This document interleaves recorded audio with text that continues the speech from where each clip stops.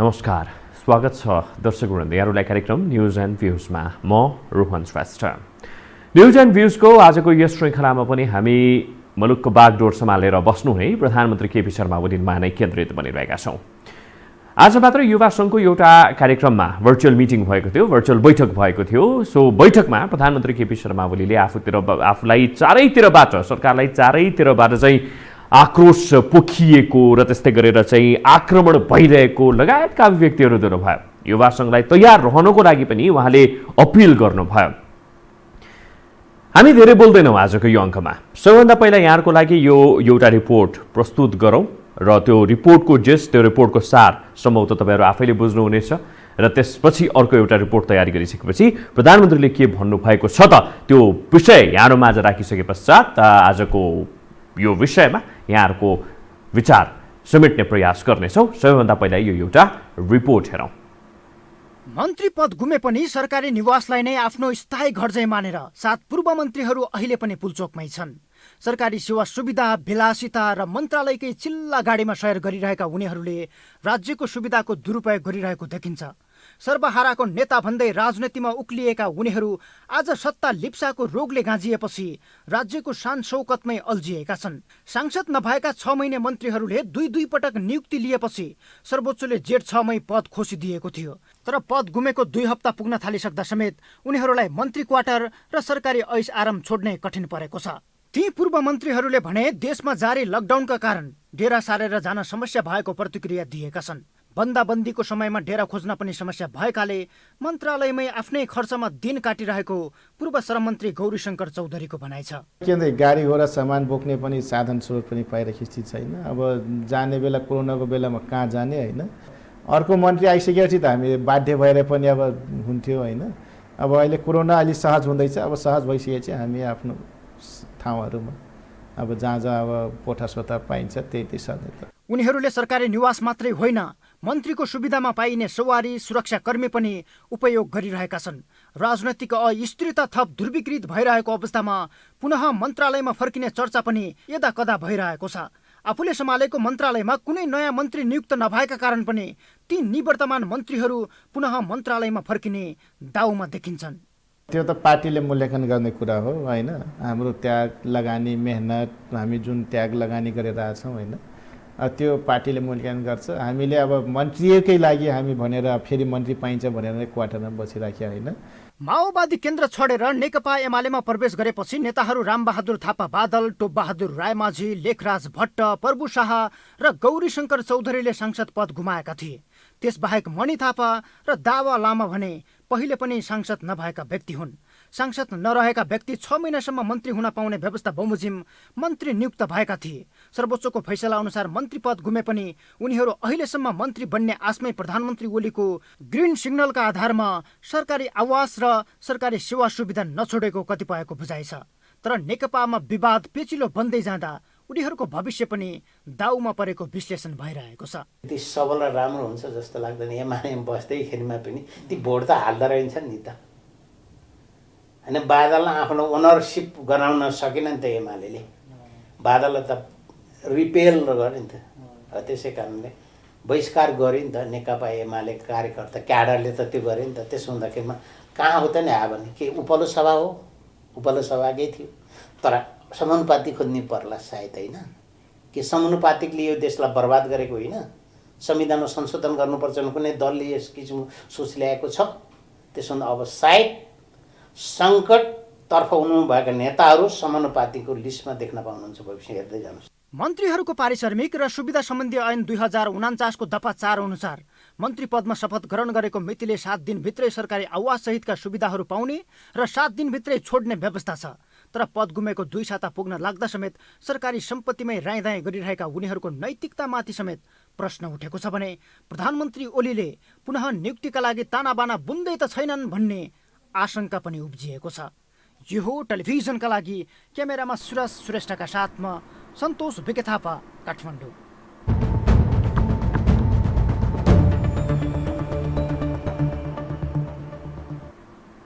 मान्यौँ lockdown छ, त्यस्तै गरेर निषेधाज्ञा छ र कतै जान सक्ने ठाउँ पनि रहेको छैन र त्यस्तै गरेर चाहिँ कोठा बाँग्न जानको लागि पनि अप्ठ्यारै छ, घर फर्किनको लागि पनि अप्ठ्यारै छ। सम्भवतः त्यही कारणले गर्दाखेरि उहाँहरू अझै पनि सेवा सुविधा लिएर चाहिँ मन्त्री क्वार्टरभित्रै बस्नु भएको छ होला, एउटा विश्लेषण। अर्को विश्लेषण चाहिँ कतै फेरि मन्त्री पाइहाल्ने पो हो कि भनेर किन बाहिर निस्किनु भनेर चाहिँ उहाँहरू बसिरहनु भएको छ। यी विषयलाई चाहिँ समेटेर एउटा सानो रिपोर्ट हामीले तयार गरेका छौँ। अर्को यो पनि एउटा रिपोर्ट छ, समाजको यति बेलाको कोरोना कालको कारणले गर्दाखेरि समाजमा कतिसम्म त्यसले चाहिँ प्रभाव पारिरहेको छ भनेर हामीले यो एउटा अर्को रिपोर्ट तयार गरेका छौँ। आउनुहोस् सो रिपोर्ट यहाँहरूको लागि हामी प्रसारण गर्दैछौँ। यो दृश्य हेर्नुहोस् त, हाम्रो सरकार केही पनि छैन, के खानुपर्छ के गर्नुपर्छ केही थाहा छैन। लकडाउन गरिदिए है, कमाएर खानु पर्ने मान्छे कहाँ के गरिरहेको केही पनि थाहा छैन।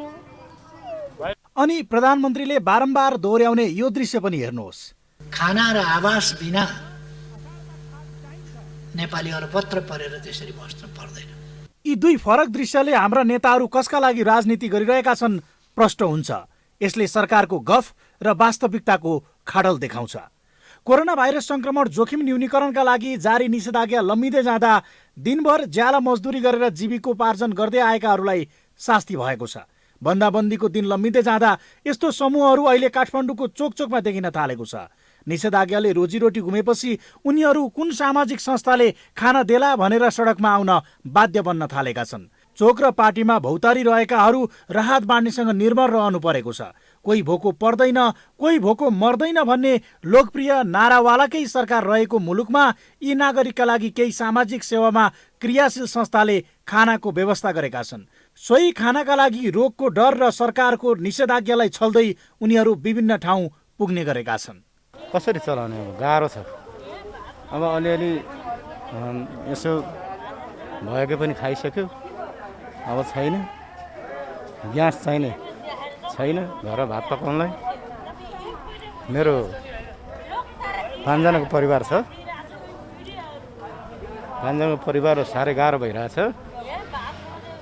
र सरकारले यो हेरेको होइन पक्कै। कोठामा केही छैन, मेरो छोरी छ, मेरो बुढी छ, मेरो बुढी बिरामी छ, अझै मैले खान नपाएर यी मागेर खाएको छु होइन। हामी मागेर खाएको छु सर। अब के गर्नु सर, अब लकडाउनले गर्दाखेरि काम छैन सर, के गर्नु सर अब हामीले होइन। अब सरकारले यस्तै गरेको छ।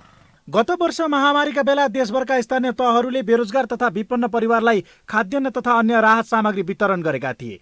तर यो पल्ट भने निषेधाज्ञाको 1 महिना बितिसक्दा समेत सरकार कहाँ छ कसैलाई पत्तो छैन। करोडौँको गाडीमा निषेधाज्ञाले खाली सडकमा हुइकिँदा उनीहरूले यो दृश्य देखे पनि नदेखे झैँ गरिरहेका छन्। न त कुर्सी र सत्ताका लागि रातभर बस्ने बैठकमा उनीहरूका विषयमा कुरा उठ्छ। लामो निषेधाज्ञाले अधिकांश नागरिकको जीविकोपार्जनका सारा ढोका थुनिएका छन्। आम्दानीका स्रोत सुक्दै गएपछि न्यून मध्यम तथा मध्यम वर्गलाई समेत गुजारा चलाउन हम्मे पर्न थालेको छ। तर सरकार 4 दिवारभित्रको वातानुकूलित कोठामा भन्दा बाहिर के भइरहेको छ थाहा नपाउने अवस्थामा छ। उसलाई केवल कुर्सी र प्रतिष्ठाको चिन्ता छ। फलत यी भोका पेटहरू केही सामाजिक संस्थाले भर्ने प्रयास गरिरहेका छन्। खानालाई चाहिँ अब जस्तै तपाईँको सहयोग दिन जुन सडकमा बस्नुहुन्छ उहाँहरूको लागि हामी खुवाउँदैछौँ। जस्तै यो शारीरिक फरक अवस्था भएको अनि जस्तै तपाईँको दैनिक ज्यालादारी विपन्न वर्ग जुन तपाईँको यो निषेधाज्ञाले गर्दाखेरि उहाँले रोजगार गुमाउनु भयो र न्यू आय स्रोत गुमेको अवस्थामा चाहिँ हामीले उहाँहरूलाई दिँदै आएका छौँ। निषेधाज्ञा कहिले खुल्छ निश्चित छैन। सामाजिक संस्थाहरूको एक्लो प्रयासले कति दिन थेक्छ त्यो पनि निश्चित छैन। गत वर्ष राहत दिएको जस्तो गर्ने सरकार पनि यसपालि भोट फकाउने र कुर्सी जोगाउनमा व्यस्त छ। अनि भोको पेटको लाइन दिनदिनै बढ्दै गएको छ। थाहा छैन कुन दिन यी पेट भातका लागि रोग विरुद्ध नै सडकमा आउनेछन्। आखिर सरकारको लोकप्रिय नाराले मात्र त गरिबको पेट भरिन्न। यो हो टेलिभिजनका लागि क्यामेरामा सञ्जय घिमिरेका साथमा कुलचन्द्र विष्ट, काठमाडौँ।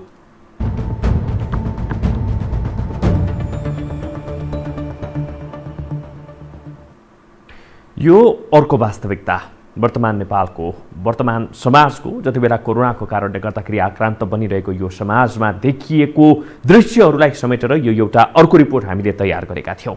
सम्भवतः यिनै विषयवस्तुलाई यति बेला प्रधानमन्त्रीको आँखाबाट मिसन पत्रकारिता भनेर चाहिँ भनिएको छ। आज मात्रै पनि मैले सुरुमै भनिहालेँ युवा सङ्घको आज बैठक बसेको थियो, भर्चुअल बैठक बसेको थियो। सो बैठकको क्रममा आफ्ना कार्यकर्ताहरूसँग कुराकानी गर्ने क्रममा, आफ्ना युवा नेतृत्व, युवा जमातसँग कुराकानी गर्ने क्रममा आफूमाथि मिडिया खनेको, त्यस्तै गरेर समाजले चाहिँ आफूमाथि आक्रमण गर्न खोजेको लगायतका टिप्पणीहरू राख्नु भएको थियो।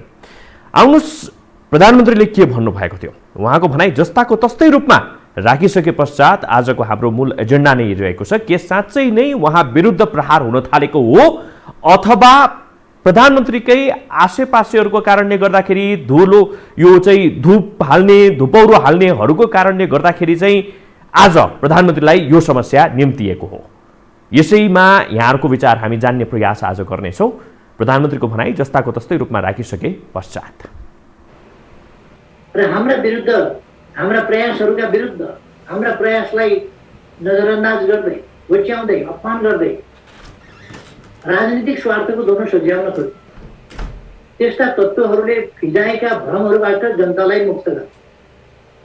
केही मिसन मिडियाहरू जो सरकारको विरोध गर्ने वैचारिक हिसाबले नै उनीहरू पूर्वाग्रही भएर लागेका छन्, त्यस्ता मिडिया, तिनीहरू मिसन मिडिया, त्यस्ता मिडियाले फिजाउने भ्रमहरू, यी सबै कुराबाट आफ्नो सक्रियता मार्फत सही कुरा जनतामा पुर्याउने अभिभावना पुरा गर्दै युवा शक्तिले खास गरी जनतालाई भ्रममुक्त पार्ने र सचेत बनाउने र देश विकासको महाअभियानमा गराउने, जनतामा बढेको आत्मविश्वास हुन्छ त्यस आत्मविश्वासलाई कमी हुँदैन, निराशा फैलाउन जुन खोजिएको छ त्यसलाई असफल पार्ने र कालोलाई सेतो, सेतोलाई कालो बनाउने प्रयास जुन भएको छ त्यसलाई असफल पार्ने, यो काम युवा सङ्घले अगुवाई गर्नुपर्दछ र अगुवाई गरेर यस काममा सफलता प्राप्त गर्नुपर्छ।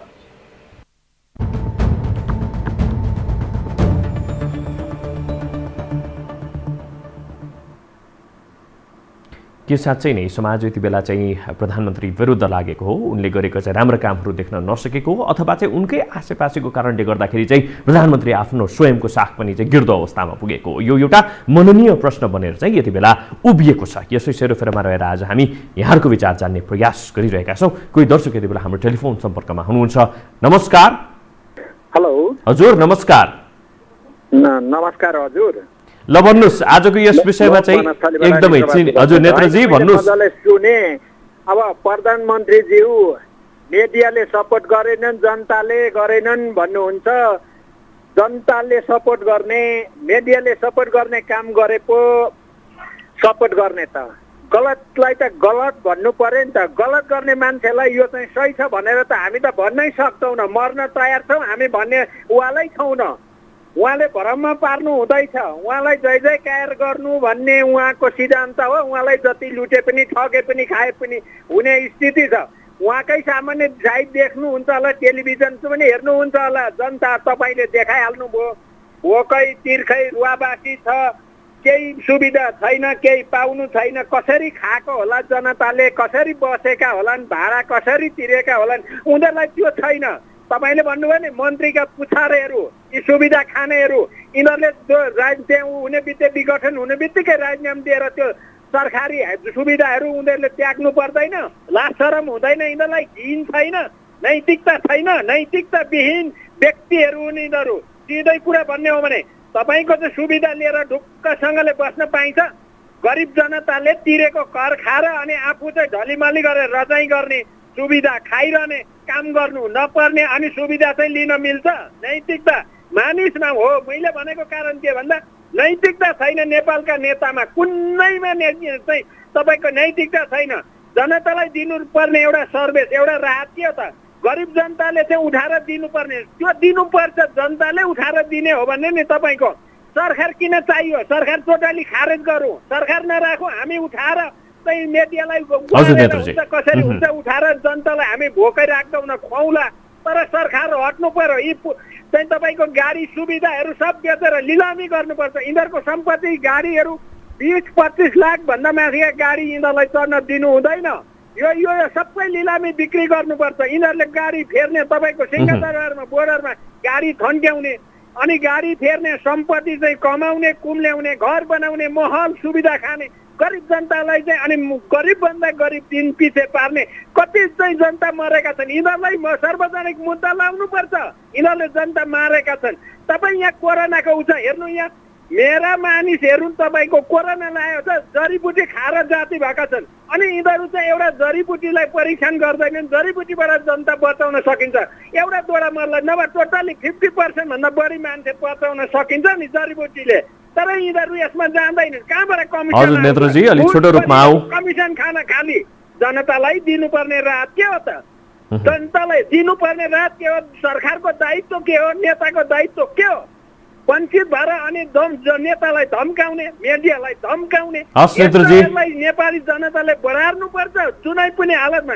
एउटा अहिले लोभ्याउँदैछन् तपाईँको त्यो विद्यार्थीलाई 12 वर्ष माथिकालाई सिम कार्ड म दिउँला किनेर सबैले। तिमीहरूका मान्छे कति छन्? त्यो 100 रुपियाँको सिम कार्ड किनेर म दिउँला। तिमीहरूलाई त्यत्रो भोटको लोभ लागेछ। करिब धन्यवाद। 100 रुपियाँको सिम बाँड्ने भ्रष्टहरू। हस्, धेरै धन्यवाद नेताजी, धेरै धन्यवाद। यहाँले आफ्नो विचार राखिदिनु भयो, यहाँलाई धेरै धन्यवाद। यति बेला हामी यो महत्त्वपूर्ण प्रश्नको रूपमा चाहिँ यति बेला आइरहेको छ कि साँच्चै नै प्रधानमन्त्रीमाथि आक्रमण भइरहेको छ, सरकारमाथि चौतर्फी आक्रमण भइरहेको छ, या यो मनको बाघले खाओस् नखाओस् मनको बाघले खान्छ भनेको जस्तै हो, अथवा चाहिँ साँच्चै नै ती आक्रमणहरू भइरहेका छन्, अथवा चाहिँ प्रधानमन्त्रीकै आसेपासे बस्नेहरूले अगाडि पछाडि बस्नेहरूले चाहिँ प्रधानमन्त्रीको साथ गिराउँदैछन्। यी यावत प्रश्नहरू यति बेला चाहिँ आम सर्वसाधारणको मानसपटलमा खेलिरहेको छ। यसैलाई चाहिँ आज हामीले चाहिँ न्युज एन्ड भ्युजको रूपमा यहाँहरूको भ्युज जान्नको प्रयत्न हामीले यति बेला गरिरहेका छौँ। कोही दर्शक यति बेला हाम्रो टेलिफोन सम्पर्कमा हुनुहुन्छ। नमस्कार। नमस्कार हजुर। नमस्कार हजुर, शुभ नाम के पर्यो होला? म राजु बोगटी, राजुजी भन्नुहोस्। विक्रम सर नमस्कार। आजको यस विषयमा तपाईँको विचार चाहिँ भन्नुहोस्। मूलभूत मेरो यस विषयमा भन्नुहुन्छ भनेदेखि हाम्रो यहाँको न्यायपालिका, व्यवस्थापिका, राज्यपालिकाहरू यिनीहरूका चाहिँ जुनसुकैका गतिविधि र नारा र भाषणले मात्रै चाहिँ देश बन्द पनि बन्दैन। यो व्यवस्थाका नाममा र उसमा चाहिँ जुन नेतृत्व व्यक्तित्वहरू छन् यिनीहरूलाई देश र जनतापट्टि कसैलाई पनि माया ममता छैन। जबसम्म देश सुहाउँदो नेता, देश सुहाउँदो माटो सुहाउँदो व्यवस्था र जनताको चाहिँ पीर मर्का सुख दुःखलाई साथ दिने हाम्रो धर्म संस्कृतिलाई चाहिँ जबसम्म जगेर्ना गर्न सक्दैन तबसम्म केही पनि हुँदैन। अहिले जुन तपाईँले भिजुअलमा देखाउनु भएको छ हृदय विराग छ कि किन भन्नुहुन्छ भने कतिपय ठाउँमा मैले अस्ति पनि विभिन्न कार्यक्रममा पनि यहाँ जानकारी गरेँ। प्रत्येक क्षेत्रमा मान्छेहरू तडपिरहेको छन्, खाना पाएका छैनन्, उपचार पाएको छैनन्, एउटा सिटामोल किन्ने अवस्था छैन, मान्छेको रोजीरोटी छैन, रोजगारको व्यवस्था कुनै छैन। उनीहरूको व्यक्तिगत स्वार्थको लागि र त्योभन्दा बाहिर गएर उनीहरूले केही पनि गरेका छन्। अहिले स्वास्थ्य क्षेत्रमा जानुहोस्, अहिले जुन चाहिँ नि कोभिडको भ्याक्सिनकै बारेमा भन्नुहोस्, पहुँचवालाले पाउन लिन्छन् र गर्छन्, जुन अग्रपन्थीमा भनेर नाम चाहिँ नि भनेका छन् गलत व्यक्तिहरूलाई चाहिँ उनीहरूले नै सिफारिस गरिरहेका छन्। जुन अहिले हामी मन्त्री, प्रधानमन्त्री, राष्ट्रपति जुनसुकै नामधारी भए पनि देश र जनताको लागि कुनै केही गर्नेवाला पनि छैनन्। यिनीहरूबाट चाहिँ हामीले आशा राख्नु नै बेकारै छ। जब जनताहरू चाहिँ नि भोक, रोग, शोक, शिक्षाबाट वञ्चित हुन्छन् त्यसले गर्दा हाम्रो नेपालको पनि समृद्धिको के भने नारा र भाषणले हुनेन। हाम्रा बनाउनु जनता भोकले र रोगले मर्दैनन् भनेर भनेको तपाईँको भिजलले पनि बताइरहेछ। अन्य क्षेत्रमा हामी नै हेर्दाखेरि पनि हृदय विरायक अवस्थामा मान्छेहरू गुज्रिरहेको अवस्था छ। त्यसले गर्दा यो व्यवस्था भन्दा पनि बाहिरको यी चलखेल यिनीहरूलाई लुट्न र आफ्नो स्वार्थ र सीमित व्यक्तिहरू केही पर्सेन्ट व्यक्तिहरू मात्र आफ्नो स्वार्थमा सीमित भएर जाने अगाडि बढेको कारणले गर्दा यो देशमा जनताले पनि सुख शान्ति समृद्धिको आशा यिनीहरूबाट आशा र भरोसा गर्नु बेकार छ। यिनीहरू आफ्ना सुविधाको भोगी हुन्। यिनीहरूले आफ्नो स्वार्थभन्दा बाहिर गएर केही गर्दैनन्। राष्ट्रको लागि यदि गर्ने हो भने यिनीहरूलाई पुरै परिवर्तन गरेर चाहिँ एउटा नयाँ सुशासनको लागि चाहिँ सक्षम देश र भक्त र जनता भक्तको देशको जनताको लागि गर्ने चाहिँ समर्पित नेपालीहरूलाई चाहिँ नि अगाडि नबढेसम्म हामी नेपाली जनताहरूमा पनि चेत खुलेर चाहिँ नि यी झोलेर झुन्डेहरूका चाहिँ नि गिलास रक्सी मासु भातमा यसमा नबिगिकन हामीले विवेक प्रयोग गरेर चाहिँ नि देशलाई हस् राजुजी धेरै धेरै धन्यवाद। यहाँले आफ्नो विचार राखिदिनु भयो, यहाँलाई धेरै धेरै धन्यवाद। हामी अरू दर्शकहरूको पनि यति बेला टेलिफोन लिने प्रयास गरिरहेका छौँ। आजको यो विषय यहाँहरूमाझ हामीले प्रस्तुत गरिसकेका छौँ। दुईटा रिपोर्ट यहाँहरूमाझ प्रसारण गर्यौँ र भनेदेखि प्रधानमन्त्रीको भनाइलाई पनि हामीले चाहिँ समेटेका थियौँ। अब तपाईँहरूको विचार जानिरहेका छौँ, हामी तपाईँहरूको विचार जान्ने प्रयत्न गरिरहेका छौँ। कोही दर्शक यति बेला हाम्रो टेलिफोन सम्पर्कमा हुनुहुन्छ। नमस्कार। हजुर शुभ नाम के पर्यो होला? मेरो अच्युत राजतिवारी सिन्हा हो। अच्युतजी हजुर भन्नुहोस्, आजको यस विषयमा तपाईँको विचार भन्नुहोस्। तपाईँको विचार राख्नुभन्दा अगाडि चाहिँ हिजो पनि बोलेको थिएँ मेरो घर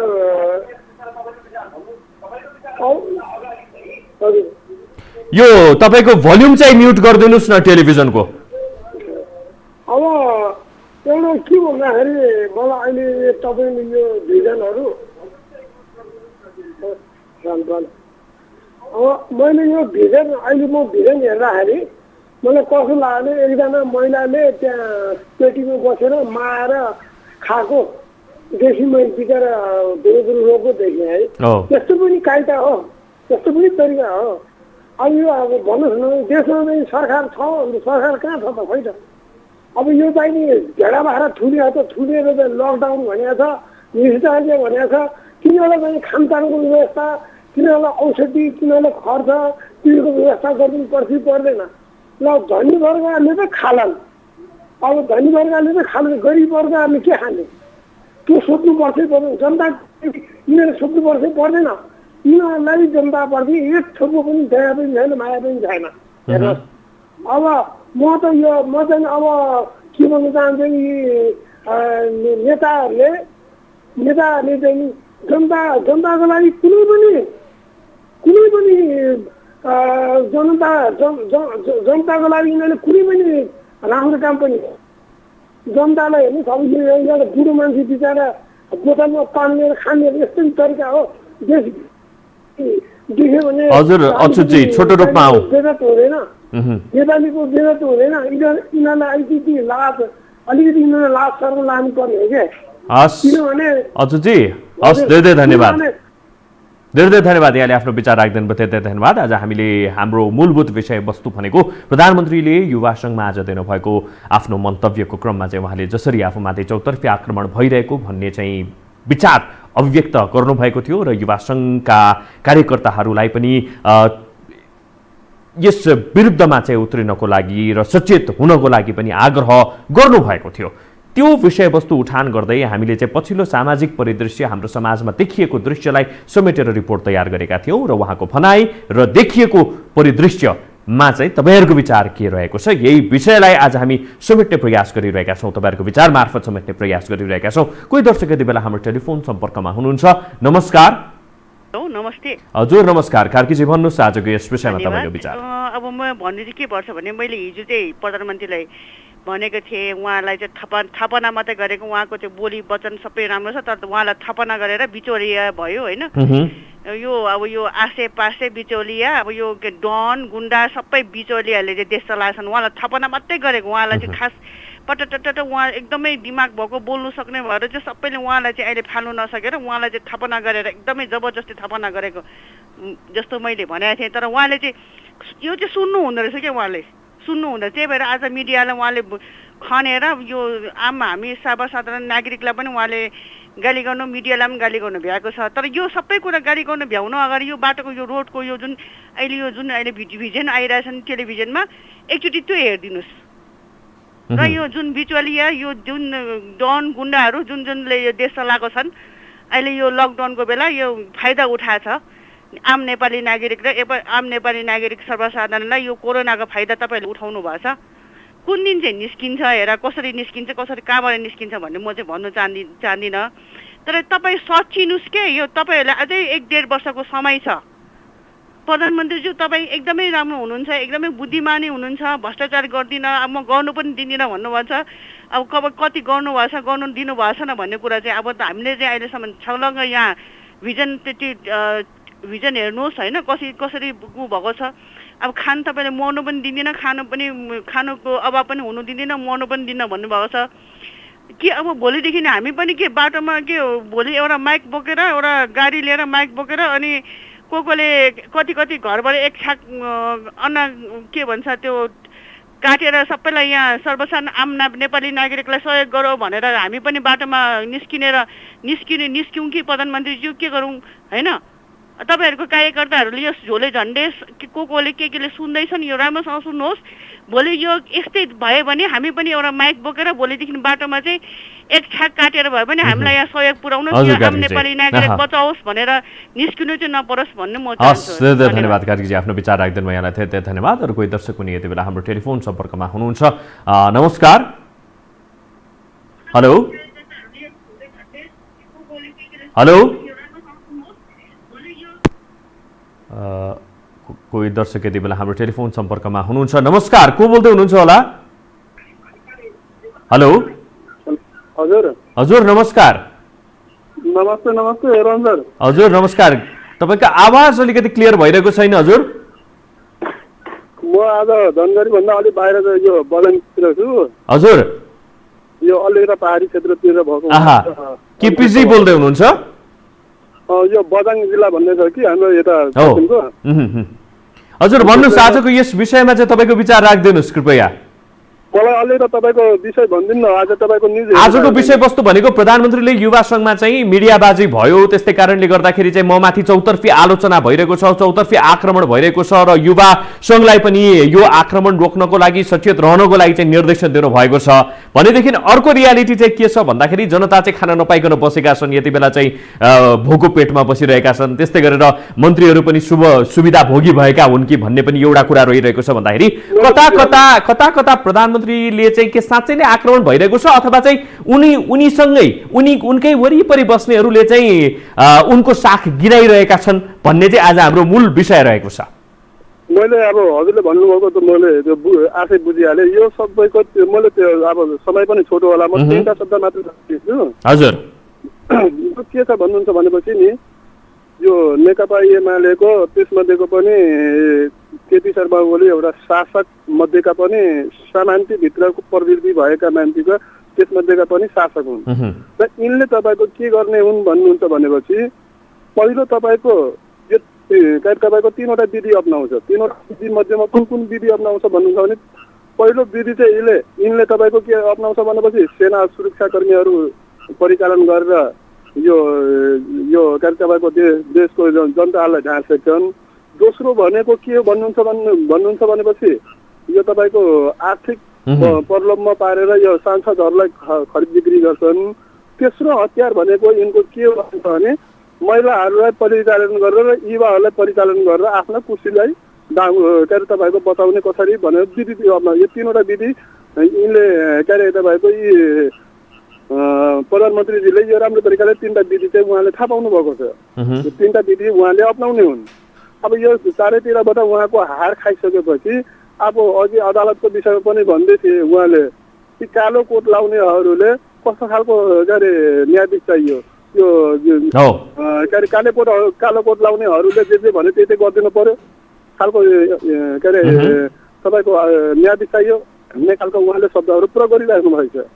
अब यो भनेको के हो भनेपछि उहाँको यो अन्तिम घडी भएको हुनाले उहाँ छटपटी राख्नु भएछ। उहाँ चाहिँ आफूले र आफ्ना कार्यकर्ताहरूलाई कसरी बचाउने के गर्ने भन्ने कुरोमा चाहिँ उहाँ चाहिँ अन्तिम घडीमा अब यो एउटा भनौँ न यो कोभिडको बिरामी लागेको मान्छेलाई जब शेष हुने बेला हुन्छ नि छटपटी हुन्छ अक्सिजन नपाएर छोटो रूपमा अनि त्यो मर्ने बेलामा ठ्याक्कै तपाईँको के हुन्छ भने छटपटी रहेको हुन्छ कि। हजुर यो सरकारको यो अन्तिम संस्कार भयो, अब यो दाह संस्कार हुने बेला भइसकेको हुनाले उहाँको चाहिँ यो छटपटी हो कि यो आत्तिनु पर्दैन नि। यो उहाँको आत्तिने अहिले हामी आत्तिनु हुँदैन, जनता एकजुट हुनुपर्छ। उहाँको तानाशाही हस् धेरै धन्यवाद यहाँ आफ्नो विचार राखिदिनु यहाँ धेरै धन्यवाद। र आज दर्शकवृन्द हामीले चाहिँ यही विषयलाई चाहिँ मूलभूत रूपमा चाहिँ उठाएका थियौँ र यहाँलाई पनि धेरै धन्यवाद आज हामीलाई साथ दिनु भएकोमा। हेर्दै रहनुहोला यो हो टेलिभिजन। नमस्कार।